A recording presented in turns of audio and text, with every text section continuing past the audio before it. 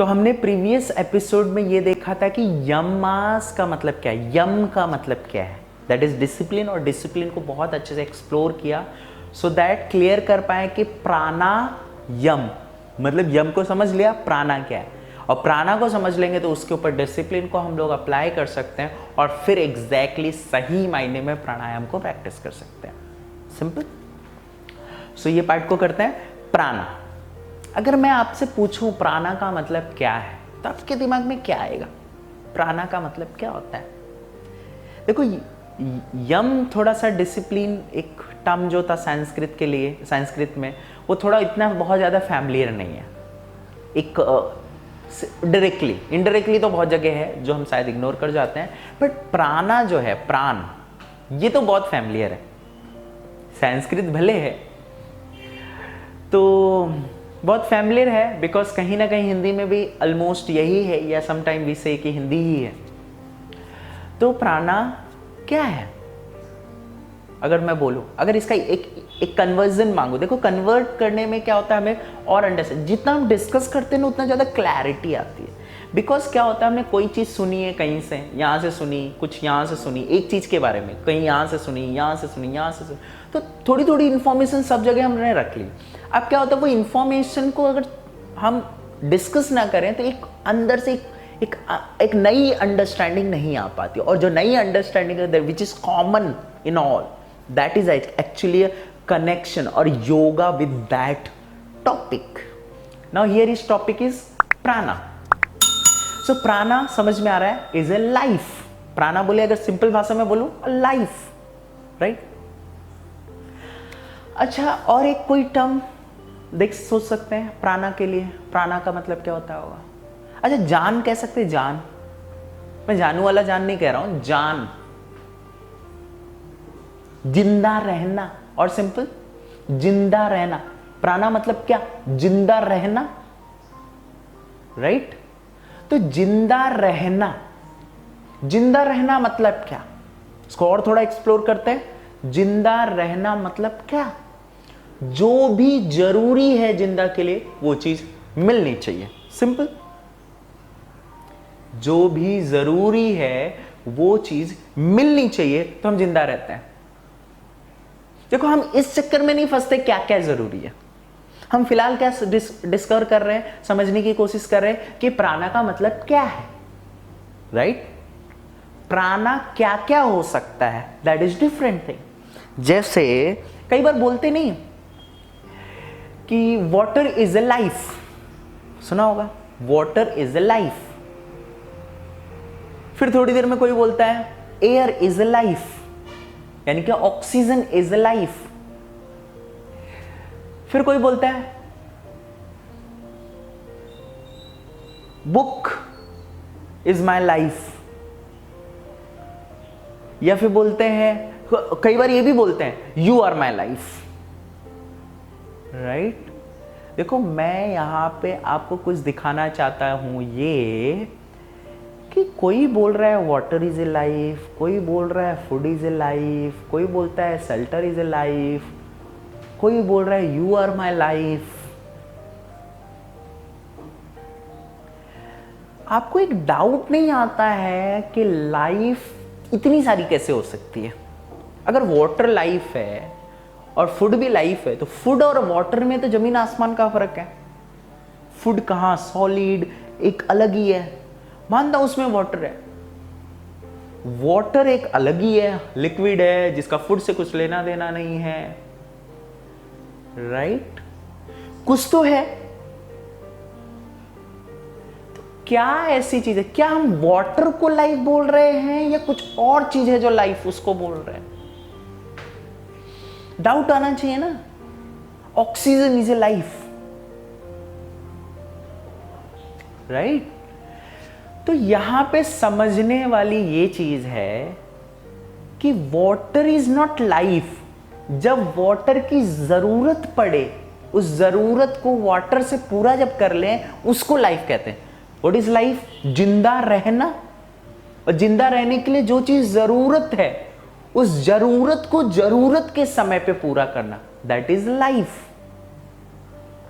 जैसे आप बोलो वाटर इज ए लाइफ, और भूख लगे वाटर पी लो, पानी पी लो, फिर बोलो फूड इज ए लाइफ। जब प्यास लगे तो खा लो ना, कैसे लाइफ चलेगी? तो life dependent is in on many thing, right? एक चीज नहीं है, बहुत चीज पे डिपेंडेंट है। तो ये जो डिपेंडेंट है, तो क्या वो चीज लाइफ है या वो चीज लाइफ बन जाती है हमारी? जैसे पानी की प्यास, तो हमने पानी पी लिया, तो पानी लाइफ है या पानी को प्यास के समय पी लेना वो लाइफ है? समझने वाली बात है, राइट? तो पानी कैन बी लाइफ। तो ये होता है कि बहुत ये ऐसे, तो क्या लोग बोल रहे हैं जो water is a life, oxygen is a life, food is a life, वो गलत बोल रहे हैं? नहीं, सही बोल रहे हैं, वो समझ आ रहा होगा। तो क्यों ऐसा बोल रहे हैं? ये ऐसा है कि जो चीज हम बहुत ज्यादा जरूरत है, क्योंकि वाटर आप देखोगे ना 70% वाटर, फूड, एनर्जी। सो इस मायने में, और या फिर वो बंदा या बंदी जो एक्चुअली जिसके बगैर हम नहीं रह सकते, कनेक्टेड हैं, रिलेशन, सो कहते हैं यू आर लाइफ, जिसकी बहुत ज्यादा इंपॉर्टेंट होती है लाइफ। तो लाइफ कुछ भी हो सकती है और किसके लिए कुछ भी हो सकती है लाइफ। देखो आप भी हो रहे हो, कोई किसी के लिए हो रहा है लाइफ, पानी खाना सब मिल रहा है, लेकिन ये रिलेशन में भी लाइफ चली जा रही है ना। तो आप इस चीज को समझो। मैं ये नहीं बोल रहा हूं वाटर की इंपॉर्टेंस नहीं है, इसकी इंपॉर्टेंस सिर्फ है, मैं ये बता रहा हूं लाइफ इज व्हाट, प्राणा इज व्हाट, नीड को नीड में पूरा करना। जिंदा रहने के लिए क्या चाहिए? जिंदा रहने के लिए पानी चाहिए या ऑक्सीजन चाहिए या फूड चाहिए? जिंदा रहने के लिए जो जरूरत है, जरूरत को जरूरत के समय पे पूरा करना, this is a fundamental, right? जब भूख लगे तो खाना खा लो, प्यास लगे तो पानी पी लो, इसको समझना, दैट इज प्राणा। आपको यम समझ में आया होगा पहले एपिसोड में, अब आप उससे कोरिलेट कर पा रहे होगे। अब आप सोच रहे होगे ये तो ब्रीदिंग टेक्निक है, हम बात क्या कर रहे हैं?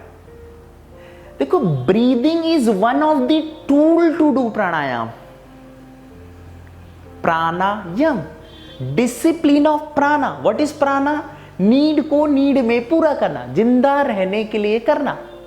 क्या जिंदा रहने के लिए जरूरत है? सब कुछ, सबका अलग अलग, कुछ कॉमन,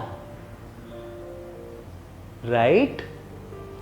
तो breathing is one of the technique to do pranayama, is not only the technique, it's one of the. ये फेमस क्यों है, इस पर भी हम बात करते हैं।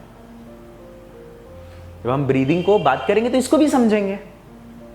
तो ये एक नजरिया होगा। देखो, इसको समझने के लिए बहुत तरीके हैं समझने के लिए, मैं नहीं बोल रहा हूं कि यही तरीका है, बहुत सारे तरीके हो सकता है इससे आपको कुछ एक नया समझ में आए। और मैं आपको बता दूं, आपको मेरी बातों को नहीं पकड़ना, आपको पकड़ना यह है कि जो समझ आ रहा है, आपके अंदर से कुछ आएगा, आपके पास भी बहुत सारी इंफॉर्मेशन, उससे भी आप कुछ जो को रिलेट कर पाओगे, तो वो जो अंडरस्टैंडिंग आएगी ना, वही इंपॉर्टेंट है। That's why I always say understanding is a yoga. तो आपका योगा हो रहा है किसके साथ? प्राणायाम के साथ। मतलब प्राणायाम समझ में आ रहा है, आप जुड़ रहे हो, अब कंफ्यूजन नहीं होगी, राइट? तो डेफिनेटली हम ब्रीदिंग टूल्स को एक्सप्लोर करेंगे, बट मेरा यह मानना है आपको ब्रॉडली पहले प्राणायाम का मतलब तो समझ में आ जाए, फिर हम एक एस्पेक्ट को देख लेंगे, ब्रीदिंग, राइट? तो जब 24 घंटे अगर योगा करना हो और आप ब्रीदिंग को सिर्फ प्राणायाम समझ लो, तो ये थोड़ी बोलोगे प्यास लगी है चलो सांस ले लेते हैं, कुछ हो गया है, बुखार आ गया है, तो डॉक्टर जाने से अच्छा बोलोगे क्या ये कर लो? आप ये समझो, जरूरत को जरूरत के समय पे पूरा करना, उसको क्या बोलते हैं? प्राणा। मेंटेनिंग, उसको, उस डिसिप्लिन को समझ पाना, that is pranayama. Tool can be anything.